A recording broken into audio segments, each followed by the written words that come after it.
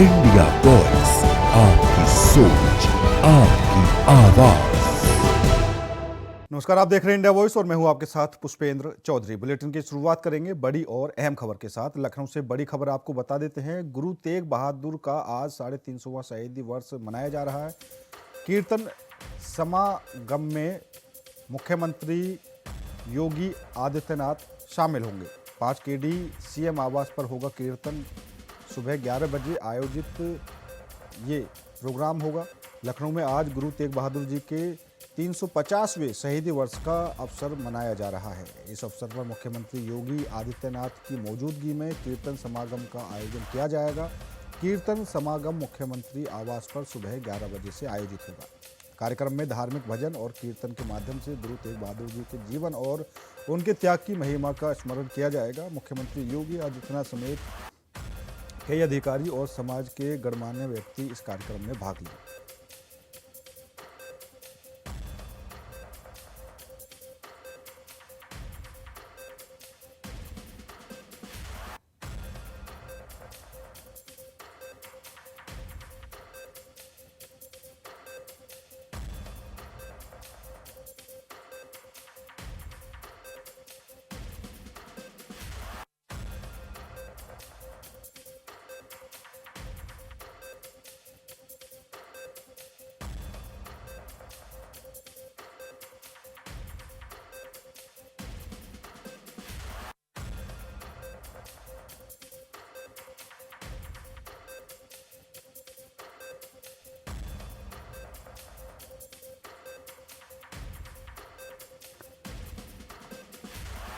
तो लखनऊ में आज गुरु तेग बहादुर के 350वें शहीदी वर्ष आज मनाया जा रहा है।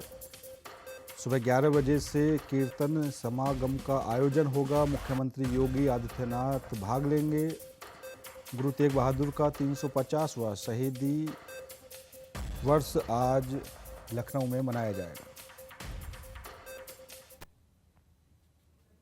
तो एक और बड़ी खबर देहरादून से आपको बता देते हैं। सीएम धामी ने की नैनीताल की सुबह की सैर। ये उत्तराखंड से बड़ी खबर आपको बता रहे हैं, जहां पर मुख्यमंत्री धामी ने आज सुबह नैनीताल की सैर की। सुबह वो नैनीताल घूमने निकले और नए साल जश्न की तैयारियों का भी जायजा किया। एसएसपी मंजूनाथ टीसी भी उनके साथ रही। नैनीताल में सुरक्षा और व्यवस्थाओं की भी मुख्यमंत्री ने समीक्षा की है। तो 31 दिसंबर को विशेष सुरक्षा इंतजाम होगा। मुख्यमंत्री ने तैयारियों को लेकर अधिकारियों को निर्देश भी दिए हैं। उत्तराखंड में के मुख्यमंत्री पुष्कर सिंह धामी ने नैनीताल में सुबह की सैर के दौरान नए साल 2026 के जश्न की तैयारियों का जायजा लिया। इस दौरान उनके साथ एसएसपी नैनीताल मंजूनाथ टीसी भी मौजूद रहे। मुख्यमंत्री ने शहर में सुरक्षा, यातायात और सार्वजनिक व्यवस्था की समीक्षा की और अधिकारियों को आवश्यक दिशा निर्देश दिए हैं। उन्होंने सभी संबंधित विभागों को चेतावनी दी कि नए साल के मौके पर कोई भी अप्रिय घटना ना हो और आम जनता सुरक्षित रूप से जश्न मना सके। धामी ने कहा कि प्रशासन को पूरी सतर्कता बरतनी चाहिए और सभी व्यवस्थाओं को समय रहते सुनिश्चित करना चाहिए।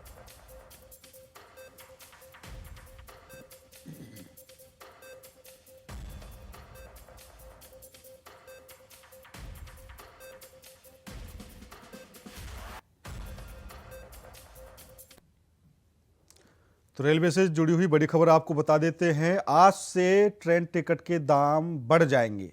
साधारण और मेल एक्सप्रेस किराया महंगा हो जाएगा। 215 किलोमीटर से ज़्यादा का सफ़र करना अब भारी पड़ेगा। साधारण किराए में 1 पैसा प्रति किलोमीटर बढ़ोतरी, मेल एक्सप्रेस और एसी क्लास में 2 पैसे प्रति किलोमीटर वृद्धि की गई है। रेलवे ने 26 दिसंबर से ये नई दरें लागू की हैं। आज से रेल यात्रियों को सफ़र के लिए अधिक भुगतान करना होगा। भारतीय रेलवे ने साधारण और मेल एक्सप्रेस ट्रेनों की किराए में बढ़ोतरी लागू कर दी है। यह नई दरें 26 दिसंबर 2025 से प्रभावी हो गई हैं। रेलवे के अनुसार 215 किलोमीटर से अधिक की दूरी तय करने वाले यात्रियों पर इसका सीधा सा असर पड़ेगा। साधारण श्रेणी में किराया 1 पैसा प्रति किलोमीटर बढ़ाया गया है, जबकि मेल एक्सप्रेस और एसी क्लास में 2 पैसे प्रति किलोमीटर की बढ़ोतरी की गई है। रेलवे का कहना है कि परिचालन लागत और सुविधाओं में सुधार को ध्यान में रखते हुए यह फैसला लिया गया है। किराया बढ़ोतरी में रोजाना यात्रा करने वाले यात्रियों की जेब पर असर पड़ना तय माना जा रहा है।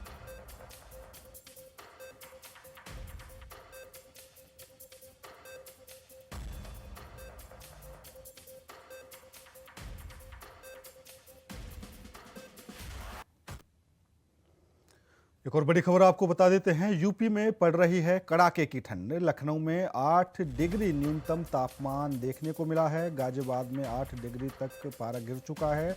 यूपी का तीसरा सबसे ठंडा जिला कानपुर फिलहाल बना हुआ है और शून्य विजिबिलिटी से वाहन चल रहे हैं। उत्तर प्रदेश में इन दिनों कड़ाके की ठंड पड़ रही है। राजधानी लखनऊ में न्यूनतम तापमान 8 डिग्री सेल्सियस दर्ज किया गया है। वहीं गाजियाबाद में भी पारा 8 डिग्री तक गिर गया है। ठंड के चलते कानपुर इस सर्दी में राज्य का तीसरा सबसे ठंडा जिला बन गया है। ठंड के कारण सुबह सुबह कई इलाकों में कोहरा छाया रहा, जिससे दृश्यता लगभग शून्य हो गई और वाहन धीमी गति से रेंगते हुए निकल रहे थे। मौसम विभाग ने सर्दी और बढ़ने की चेतावनी दी है।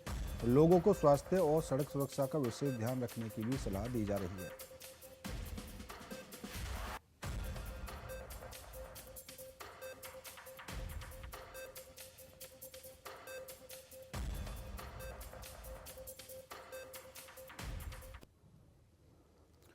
कानपुर देहात के रसूलाबाद क्षेत्र के मलखानपुर गांव में आयोजित बौद्ध कथा विवाद का केंद्र बन गई है। कथावाचक अर्चना सिंह बौद्ध पर हिंदू देवी देवताओं के प्रति आपत्तिजनक और अभद्र टिप्पणी करने का आरोप लगाया है। कार्यक्रम के दौरान दिए गए बयानों का वीडियो सोशल मीडिया पर वायरल होने के बाद माहौल गर्मा गया है। विश्व हिंदू परिषद और बजरंग दल ने कथावाचक और कार्यक्रम का कड़ा विरोध किया है। रसूलाबाद पुलिस ने आयोजक गुलाब राम और कथावाचक अर्चना सिंह बौद्ध को हिरासत में लेकर पूछताछ शुरू कर दी है। पुलिस का कहना है कि कार्यक्रम की अनुमति जिला प्रशासन से ली गई थी, लेकिन कथावाचक द्वारा कथित तौर पर मर्यादाओं का उल्लंघन किया गया। क्षेत्र में तनाव को देखते हुए पुलिस बल तैनात किया गया और शांति बनाए रखने की अपील की गई है। मामले में वीडियो और तथ्यों के आधार पर जांच जारी है। अवगत कराना है कि ग्राम मलखानपुर थाना रसूलाबाद में स्थित बाबा साहब डॉक्टर भीमराव अंबेडकर पार्क में बौद्ध कथा का आयोजन उप जिलाधिकारी की अनुमति प्राप्त कर 20/12/25 से 26/12/25 तक होना प्रस्तावित था। दिनांक 24/12/25 को कथावाचक अर्चना बौद्ध द्वारा हिंदू धर्म के देवी देवताओं पर अभद्र टिप्पणी की गई, जिसके संदर्भ में थाना रसूलाबाद में अभियोग पंजीकृत किया जा चुका है। इसमें कथावाचक व आयोजक गुलाब राम को पूछताछ से हिरासत में लिया गया है व अन्य विधिक कार्रवाई की जा रही है। रसूलाबाद क्षेत्र के अंतर्गत एक भीम कथा का आयोजन किया गया था, जिसमें एक भीम कथा वाचिका आई थी, जिन्होंने माता रानी के खिलाफ, हिंदू देवी देवताओं के खिलाफ काफी अभद्र भाषा का प्रयोग किया गया था, जिसके वीडियो भी सोशल मीडिया के जरिए वायरल हो रहे हैं, जिसकी शिकायत हम लोगों ने जिला प्रशासन से की थी। जिला प्रशासन ने कठोर कार्रवाई करते हुए उस भीम कथा वाचिका को गिरफ्तार कर लिया है, आयोजक को भी गिरफ्तार कर लिया है और हमें उम्मीद है कि प्रशासन कठोर कार्रवाई करके उन सभी को जेल भेजेगा। और इसी खबर पर ज्यादा जानकारी के लिए कानपुर से हमारे संवाददाता गौरव शुक्ला हमारे साथ जुड़ चुके हैं। गौरव, क्या कुछ पूरा मामला है? बौद्ध कथा का आयोजन किया जाता है, उसमें अमर्यादित बयानों को लेकर आरोप लग रहे हैं, क्या कुछ ये पूरा मामला है, क्या जानकारी है? देखिए पुष्पंत, आपको बता दूं पूरा मामला जो है रसूलाबाद कोतवाली क्षेत्र के मलखानपुर गांव का है, जहां पर आयोजक गुलाब राम के द्वारा एक बौद्ध कथा का आयोजन किया गया था। इसमें कथावाचक जो है अर्चना सिंह बौद्ध पहुंची थी और ये 5 दिवसीय आयोजन था। इसको लेकर के उप जिलाधिकारी से अनुमति भी ली गई थी, लेकिन इस पूरी कथा के दरमियान जब वो अपना बात रख रही है और ऐसे में जब वो हिंदू देवी देवताओं पर अभद्र अमर्यादित टिप्पणी कर रही है और तमाम तरीके के उन पर आरोप से लगा रहे हैं, उनका मानना ये है कि ये कोई ऐसा धर्म नहीं है, सीधे तौर पर बुद्ध को मानो, अन्य जो लोग हैं उनको मानो, लेकिन भगवान को मानने का कोई ऐसा वो नहीं है। जब इनका वीडियो सोशल मीडिया पर वायरल होता है तो तमाम जो हिंदू संगठन है, चाहे वो विश्व हिंदू परिषद हो, बजरंग दल हो, उनमें आक्रोश साफ देखने को मिलता है और उन्होंने इस पूरे मामले की शिकायत रसूलाबाद और क्षेत्राधिकारी से की, पुलिस को की और इसके बाद जब पुलिस एक्टिव हुई तो उन्होंने जो आयोजक थे गुलाब राम उनको और जो कथावाचक है अर्चना सिंह बौद्ध उनको हिरासत में लेकर पूछताछ शुरू की। लेकिन हिंदू जो संगठन है वो लगातार ये चाहता है कि इस तरीके की दूसरी कोई पुनरावृत्ति ना हो, दूसरा ऐसा मामला ना हो। इसको लेकर के वो एक साफ निर्देश देना चाहते हैं कि कड़ी कार्रवाई उनके खिलाफ की जाएगी। अगर इस पूरे मामले पर ढुलमुल रवैया रहा तो आगे की व्यवस्थाओं में सुधार कैसे होगा। इसलिए लगातार रसूलाबाद कोतवाली में लगातार ये संगठन इस बात को लेकर के आवाज भी उठाता रहा है कि दोबारा ये पुनरावृत्ति नहीं होनी चाहिए। जी पुष्पेंद्र। बिल्कुल गौरव, क्योंकि जो हिंदू संगठन है वो भी नाराज नजर आ रहे हैं, दूसरी तरफ पुलिस पूछताछ भी कर रही है, तो क्या अभी अर्चना सिंह की तरफ से किसी तरह की सफाई सामने आई है? ठीक है, बिल्कुल जिस तरीके से आपको बता दूं कि पुलिस लगातार जिस तरीके से पूछताछ कर रही, गंभीर धाराओं में मुकदमा जरूर दर्ज किया गया है, लेकिन अभी तक की ये स्थिति उन्होंने, चूंकि जो अर्चना बौद्ध है उन्होंने मीडिया के सामने कोई बात अपना नहीं रखा, कोई पक्ष अपनी नहीं रखी, और ये पुलिस भी चाहती है कि अगर इन लोगों को हिंदू संगठन जो विश्व हिंदू परिषद बजरंग दल के कार्यकर्ता है इनके सामने ले जाया गया तो माहौल और भी बिगड़ सकता है। माहौल को शांत बनाए रखने के लिए पुलिस लगातार उनको अपनी हिरासत में ले और पूछताछ कर रही। जी ठीक है गौरव, ज़्यादा जानकारी देने के लिए आपका बहुत बहुत धन्यवाद। तो कानपुर से बड़ी खबर आपको बता रहे थे जहां पर कथावाचक पर आपत्तिजनक टिप्पणी करने का आरोप लगा है।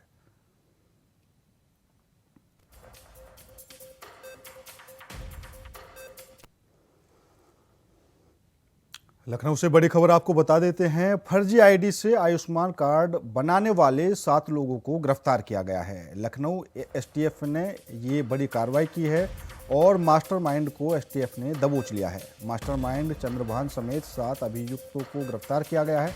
इलाज के नाम पर करोड़ों के राजस्व का नुकसान यहाँ पर सीधा सीधा इनकी मिलीभगत से हो रहा था। तो लखनऊ में एसटीएफ ने फर्जी आईडी का इस्तेमाल कर आयुष्मान कार्ड बनाने वाले गिरोह का भंडाफोड़ किया है। इस मामले में मास्टरमाइंड चंद्रभान समेत कुल 7 आरोपियों को गिरफ्तार किया गया है। गिरोह ने इलाज के नाम पर करोड़ों रुपए का राजस्व हड़पने की कोशिश की थी। पुलिस ने फर्जी कार्डों का कुट रचित डेटा और लैपटॉप बरामद किया है। गिरफ्तारियां गोमती नगर विस्तार के खरगापुर इलाके से की गई हैं। एसटीएफ मामले की आगे भी जांच कर रही है। और इसी खबर पर ज्यादा जानकारी के लखनऊ से हमारे संवाददाता अनुराग तिवारी जुड़ चुके हैं। अनुराग, क्या कुछ ताजा जानकारी मिल पा रही है? एसटीएफ ने बड़ी कार्रवाई की है, आयुष्मान कार्ड बनाने वाले 7 लोगों को गिरफ्तार किया है। जी पुष्पेंद्र, देखिए पूरा एक गिरोह है जो कि काम कर रहा था और फर्जी आईडी बना करके लखनऊ में और तमाम जगहों पे एक्टिवेट था और राजस्व को देखिए एक बड़ा नुकसान पहुंचा रहा था। ये 6,000 रुपए लोगों से लेते थे और कहते थे कि 6,000 रुपए में हम आपका आयुष्मान कार्ड बना करके देंगे। इसके साथ इनके देखिए कई सारे जो लोग थे वो तमाम जो हेल्थ एजेंसी है उनके अंदर भी इम्प्लीमेंटेड है। स्टेट हेल्थ एजेंसी की बात भी सामने आ रही है। एसएचए के अंदर भी इनकी सेटिंग थी जहां से ये आयुष्मान कार्ड का अप्रूवल करा लेते थे। पास में जब इम्प्लीमेंटेशन की बात होती थी, जो पास का साइबर कैफे होता था वहां पर इम्प्लीमेंटेशन सपोर्ट सिस्टम एजेंसीज को जो है ये वहां पर डिप्लॉय करते थे। उसके तहत ये कुछ कर्मचारियों को अपने साथ मिलीभगत में लाते थे और उसके बाद जो ये कार्ड है उसके बनाने की प्रक्रिया होती थी। और इसमें सबसे बड़ा खेल ये था कि ये ओटीपी को बाईपास करवा लेते थे। तो देखिए कहीं ना कहीं सिस्टम के लोग भी इसमें इन्वॉल्व थे। तो बहुत बड़ी कामयाबी जो है वो एसटीएफ के हाथ लगी है और ये 7 लोग का पूरा गिरोह है जो कि अब पकड़ में आ गया है। देखिए कई सारे बड़े संस्थानों का नाम भी जुड़ रहा है। कैंसर इंस्टीट्यूट है लखनऊ में, वहां पर भी एक इनका खास गुर्गा था रंजीत सिंह, जो कि वहां के कैंसर पेशेंट्स को इनसे मिलवाता था सस्ते इलाज के तौर पे। आयुष्मान कार्ड का लाभ की बात करा करके लोग भोले वाले लोगों को इनकी तरफ आता था और उस गिरोह से 6,000 रुपए वो लोग लेते थे और पूरा एक सिस्टम बाईपास करा के, ओटीपी बाईपास करा के एसएचए में जो इनके लोग बैठे थे, पूरी मिली भगत का खेल चल रहा था। और मिली भगत के खेल से एक बड़ा जो नुकसान है वो राजस्व को ये पहुंचा रहे थे। बहरहाल अभी तक जो है वो 7 लोग गिरफ्तार हो गए, लेकिन इसमें और गिरोह बड़े होने की बात कही जा रही है। ऐसे में जो एसटीएफ है वो दबिश दे रही है तमाम जगहों पे पुष्पेंद्र। और देखिए 20 लाख से ज्यादा ये कार्ड अप्रूवल की अर्जी भी के डाल चुके हैं। तो समझिए कितना बड़ा नेक्सस था और कितनी बड़ी कामयाबी है जो अब यूपी एसटीएफ के हाथ लगी है। बिल्कुल अनुराग, और अभी 7 गिरफ्तारियां हुई हैं और कितना बड़ा ये मामला बनता जा रहा है, क्या उम्मीद जताई जा रही है अभी एसटीएफ की आगे की कार्रवाई में? जो सिस्टम के अंदर से जुड़े हुए लोग हैं उन तक भी ये आंच पहुंच सकती है। जी देखिए बिल्कुल, क्योंकि सिस्टम के अंदर कई सारे लोग इनके साथी हो सकते हैं। खास तौर पे एसएचए यानी जो स्टेट हेल्थ एजेंसी है उसके अंदर भी ये कई लोगों के साथ सेटिंग में थे, जिसके तहत ये वहां से ओटीपी बाईपास करा करके नाम ऐड करवा लेते और अपात्र लोगों को ये उसका लाभ दे देते थे, तो जिससे राजस्व का नुकसान हो रहा था। साथ साथ जो तमाम बड़े इंस्टीट्यूट हैं जहां पर पेशेंट्स आते हैं अपने मरीजों का इलाज कराने के लिए, तीमारदार पहुंचते हैं कि अच्छा इलाज मिल जाए, ऐसे में आर्थिक स्थिति कई बार सही नहीं होती और भोले वाले लोग इनकी बातों में आ जाते हैं। लखनऊ का सबसे बड़ा कैंसर इंस्टीट्यूट है कल्याण सिंह कैंसर इंस्टीट्यूट, वहां का एक व्यक्ति इनके संपर्क में था, रंजीत सिंह, और वो लोगों को बरगलाता था। तो अब देखना ये होगा पुष्पेंद्र कि आखिर कितने और रणजीत सिंह हैं जो अलग अलग अस्पतालों में इनके लिए काम कर रहे हैं, भोले भाले लोगों को बरगला रहे हैं। तो देखिए लगातार एसटीएफ इन सभी एंगल पे जांच कर रही है कि आखिर कौन से वो बड़े बड़े या छोटे अस्पताल हैं जहां पर ये लोगों के टच में है, ये गैंग कहां तक है, लखनऊ या लखनऊ के अन्य जनपद, लखनऊ के आसपास के और अन्य जनपदों में तो नहीं, कहीं इनकी शाखाएं दूर तो नहीं। तो पूरा एक नेटवर्क के सारे एंगल्स पे जो एसटीएफ की जांच है वो जारी है। और इस बीच खबर तो ये भी है कि एसटीएफ एक के बाद इनसे जो पूछताछ में डाटा सामने आया है उसके बाद दबिश का दौर भी अब एसटीएफ ने शुरू कर दिया है। ठीक है अनुराग, ज़्यादा जानकारी देने के लिए आपका बहुत बहुत धन्यवाद। लखनऊ से ये बड़ी खबर आपको बता रहे थे जहां पर फर्जी आईडी से आयुष्मान कार्ड बनाने वाले 7 लोगों को गिरफ्तार किया गया है। मथुरा में एसओजी टीम और थाना गोवर्धन पुलिस की संयुक्त कार्रवाई में 25,000 रुपये के इनामी शातिर बदमाश कैफ पुत्र हन्नी निवासी देवसेरस से मुठभेड़ हुई। मुठभेड़ के दौरान कैफ घायल हो गया। यह आरोपी देश के विभिन्न राज्यों में फर्जी नंबरों से कॉल करके लोगों से साइबर फ्रॉड कर वित्तीय नुकसान पहुंचाता था। जंगल और खेतों में बैठकर फर्जी सिम से कॉल कर किसी का परिचित बनता, कभी फेक अधिकारी बनकर लोगों से पैसे फर्जी तरीकों से निकलवाना और खातों में डलवाता था। एसएसपी श्लोक कुमार पहले भी ऐसे अपराधियों को गिरफ्तार कर जेल भेज चुके हैं, लेकिन कुछ लोग दूसरे राज्यों में भाग गए और वहां छिपकर अपराध कर रहे थे। मुठभेड़ के दौरान अभियुक्त से एक स्प्लेंडर मोटरसाइकिल, बिना नंबर प्लेट, एक तमंचा, 2 जिंदा कारतूस और 2 खोखा कारतूस बरामद किए। थाना गोवर्धन पुलिस और एसओजी टीम के द्वारा सकरवा बाईपास पर अभियुक्त गिरफ्तारी के संबंध में सघन चेकिंग की जा रही थी, जिसके क्रम में मुखबिर खास के द्वारा सूचना दी गई कि गाठोली से देवसेरस रोड पर एक शातिर इनामिया बदमाश इस समय भाग रहा है। उसके क्रम में ही जैसे ही उसकी घेरा गोटाबंदी की गई तो उसने तुरंत पुलिस पार्टी को देखकर फायरिंग शुरू कर दी। पुलिस ने भी जवाबी आत्मरक्षात्मक फायरिंग की, जिसके क्रम में उसके पैर में गोली लगी और वो गंभीर रूप से गिर गया। इसकी शिनाख्त 638/25 जो कि थाना गोवर्धन पर साइबर फ्रॉड से संबंधित दर्ज हुआ था, उसकी पहचान कैफ सन ऑफ हनी निवासी देवसेरस के रूप में हुई है। 25,000 का इनामिया था। इसके पास से इसके कब्जे से एक स्प्लेंडर मोटरसाइकिल बिना नंबर प्लेट की, एक कंट्री मेड 355 तमंचा और 2 जिंदा कारतूस, 2 खोखा बरामद हुए। इसको वास्ते उपचार जिला चिकित्सालय रवाना कर दिया गया है और इसके संबंध में अग्रिम विधिक कार्रवाई थाना गोवर्धन पुलिस के द्वारा की जा रही है। वाराणसी के बड़ागाम थाना क्षेत्र में बाइक सवार बदमाशों ने फायरिंग कर 2 लोगों को घायल कर दिया। स्थानीय लोगों ने बदमाशों को घेरने की कोशिश की, लेकिन पिस्टल लहराते हुए वह फरार हो गए। घायलों को तुरंत अस्पताल में भर्ती कराया गया है, जहां डॉक्टरों ने एक व्यक्ति को मृत घोषित कर दिया। दूसरे घायल को गंभीर हालत में ट्रामा सेंटर रेफर किया गया है। फायरिंग की वजह और बदमाशों की पहचान की जांच की जा रही है। मौके पर पहुंची पुलिस ने घायलों का इलाज सुनिश्चित किया और घटनास्थल की छानबीन शुरू कर दी है।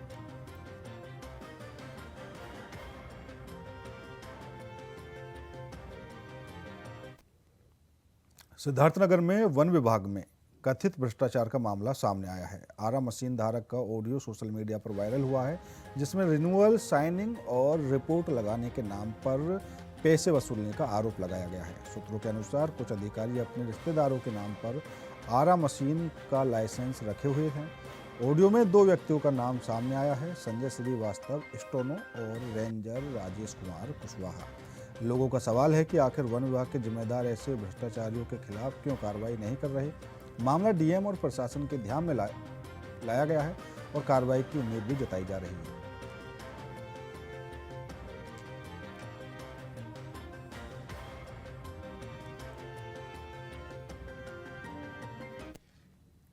मथुरा के वृंदावन में नववर्ष के मौके पर श्री बांके बिहारी मंदिर में बेहतर व्यवस्था सुनिश्चित करने के लिए हाई पावर्ड कमेटी ने अहम फैसले लिए हैं। श्रद्धालुओं की सुरक्षा और आपात स्थिति में चिकित्सीय सुविधाओं के लिए पूरी तैयारी की जाएगी। कमेटी अध्यक्ष अशोक कुमार ने बताया कि पुलिस प्रशासन के अधिकारियों के साथ मंदिर प्रबंधन मिलकर हर संभव प्रयास कर रहा है। नववर्ष के दिन सेवा में रिटायर्ड जवानों को मंदिर में तैनात किया जाएगा, जो सुगम दर्शन और व्यवस्थाओं में सहायता करेगा। रूप से पिछले अभी चूंकि 10 दिन पहले ही 8 दिन पहले बैठक हुई थी, तो उसमें जो चीजें तय हुई थी उनका ही पुनर्विचारण था और उनको पुनर्विचारित किया गया और क्योंकि अभी SIR का प्रक्रिया देखिए इतनी लास्ट स्टेज पे है, क्योंकि सारे प्रशासनिक अधिकारी, सारे लोग जो हैं उसमें बहुत व्यस्त चल रहे हैं, आप लोगों को पता ही है इस समय। तो मुख्य रूप से जो बातें हुई हैं उसमें पिछली मीटिंग से ही रिलेटेड सब बातें रही हैं, और कुछ ऐसी बातें थी जिन पर न पिछली बार हम लोगों ने विचार किया ज्यादा है, क्योंकि पता चल गया था उसी दिन की माननीय सर्वोच्च न्यायालय के सम्मुख एक वित्त याचिका योजित की गई है, जिस संदर्भ में चूंकि उस समय कोई हम लोगों को पता नहीं था कि उस माननीय सर्वोच्च न्यायालय के सम्मुख योजित रिट याचिका में क्या विषय है, क्या प्रेयर है। लेकिन अंततोगत्वा ये पाया गया कि जो भी उसमें रिलीफ मांगी गई है पक्ष द्वारा प्रार्थी द्वारा, उसी से संबंधित हम लोगों का अपना जो पक्ष है वो हम लोग रखेंगे। माननीय सर्वोच्च न्यायालय के सम्मुख ही जो माननीय सर्वोच्च न्यायालय का आदेश होगा, उसमें जो भी वो आदेश करेंगे वो सबके ऊपर है। Land law of the land होती है, वो पूरे विश्व पे, पूरे देश पे लागू होगा। वो हमारे ऊपर भी है, आप सभी दर्शनार्थियों पे, गोस्वामी बंधुओं पे, सारे वृंदावन वासियों पे, मथुरा वासियों पे, सारे देश के ऊपर लागू होगा। हम लोग उसका we are awaiting for that order. UP सरकार की लाख कोशिशों के बावजूद भी कौशाम्बी में भूमाफियाओं के हौसले बुलंद हैं। ग्राम सभा की जमीन पर भूमाफियाओं ने कब्जा किया है। कुछ महीने पहले ग्रामीणों के विरोध पर SDM ने उस जमीन को भूमाफियाओं के चंगुल से मुक्त कराया था। फिर दोबारा भूमाफियाओं ने कब्जा किया तो ग्राम प्रधान ने उच्च अधिकारियों और मुख्यमंत्री को शिकायत की है।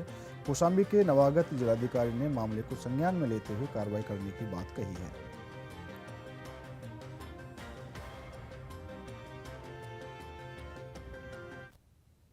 जहां एक तरफ उत्तर प्रदेश सरकार लगातार भू माफियाओं पर शिकंजा कसने की तैयारी करती है, बात करती है, तो वहीं इस समय कौशाम्बी में जो भू माफिया है वो उनकी नजर इस समय चायल तहसील के पिरई ग्राम सभा की जमीन पर पड़ी।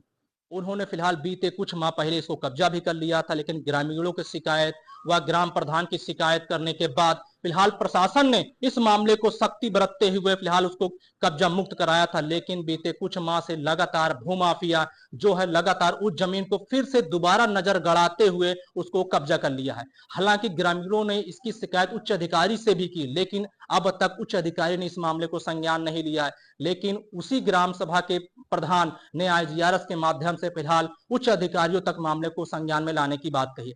फिलहाल जब इन सब मामलों को देखते हुए कौशाम्बी के DM डॉक्टर अमित कुमार पाल सिंह से बात हुई तो उन्होंने बताया कि यह मामला संज्ञान में आया है।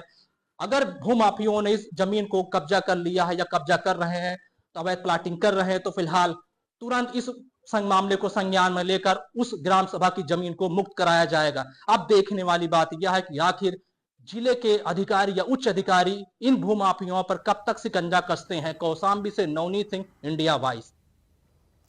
फिलहाल मेरे साथ इस बुलेटिन में इतना ही। बाकी देश और दुनिया की तमाम खबरों के लिए देखते रहिए इंडिया वॉइस।